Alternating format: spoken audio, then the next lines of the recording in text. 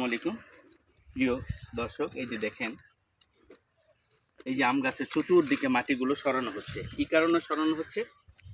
যে আমরা মানুষ প্রতিদিন খাবার খাই, গাছেরও কিনা ওদের লাগে বছরে দুইবার খাবার, একটা হচ্ছে বর্ষার শুরুতে আর একটা বর্ষার শেষে। এই যে আম গাছগুলো দেখেন, এই যে আমরা এখানে সার মিশ্রণ করেছি।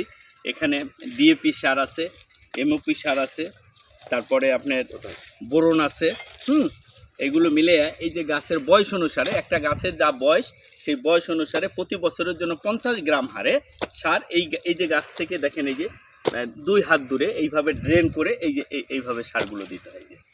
এই যে এইভাবে একটা গাছের যে বয়স অনুসারে এইভাবে যদি আমরা প্রতি বছর সারগুলো দিই, তাহলে আমরা পর্যাপ্ত ফলন পাবো। এই যে দেখেন, এই যে এখানে নারকেল গাছ আছে, এই যে দেখেন, এই যে নারকেল গাছ।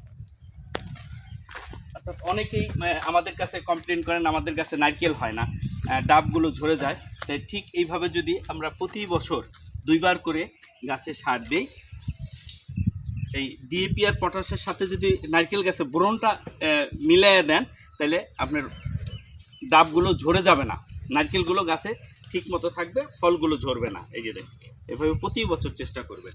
এই যে এভাবে ড্রেন করে, এটা গাছ থেকে 2 হাত দূরে ড্রেন করে সার দেওয়ার চেষ্টা করবেন। ধন্যবাদ সবাইকে। আসসালামু আলাইকুম।